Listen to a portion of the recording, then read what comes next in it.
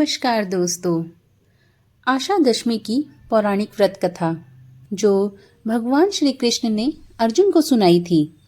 इस कथा के अनुसार प्राचीन काल में निषेध देश में एक राजा राज्य करते थे जिनका नाम नल था। उनके भाई पुष्कर ने युद्ध में जब उन्हें पराजित कर दिया तब नल अपनी भार्या दमयंती के साथ राज्य से बाहर चले गए। वे प्रतिदिन एक वन से दूसरे वन में भ्रमण करते रहते थे तथा केवल जल ग्रहण करके अपना जीवन निर्वाह करते थे और जन शून्य भयंकर वनों में घूमते रहते थे। एक बार राजा ने वन में स्वर्ण सी कांति वाले कुछ पक्षियों को देखा। उन्हें पकड़ने की इच्छा से राजा ने उनके ऊपर वस्त्र फैलाया, परंतु वे सभी वस्त्र को लेकर आकाश में उड़ गए। इससे राजा बड़े दुखी हो गए। वे दमयंती को गहरी निद्रा में देखकर उसे उसी स्थिति में छोड़कर वहां से चले गए। जब दमयंती निद्रा से जागी तो उसने देखा कि राजा नल वहां नहीं है।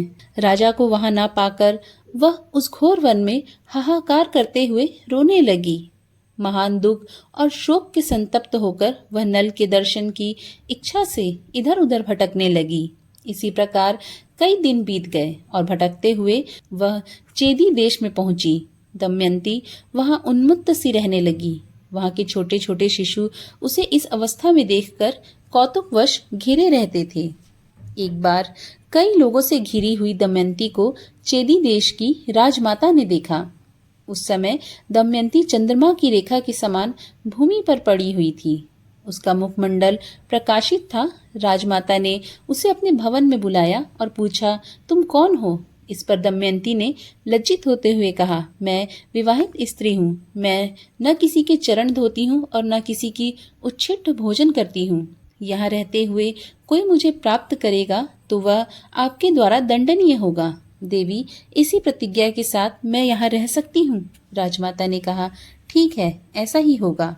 तब दमयंती ने वहां रहना स्वीकार किया। इस प्रकार कुछ समय व्यतीत हुआ। फिर एक ब्राह्मण दमयंती को उसके माता पिता के घर ले आया, किंतु माता पिता और भाइयों का स्नेह पाने पर भी पति के बिना वह बहुत दुखी रहती थी।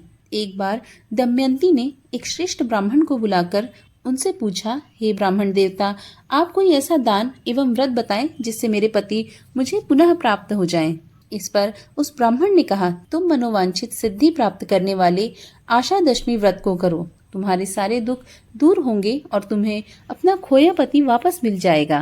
तब दमयंती ने आशा दशमी व्रत का अनुष्ठान किया और इस व्रत के प्रभाव से दमयंती ने अपने पति को पुनः प्राप्त किया और हंसी खुशी से अपना जीवन व्यतीत किया और मोक्ष धाम को प्राप्त हुई।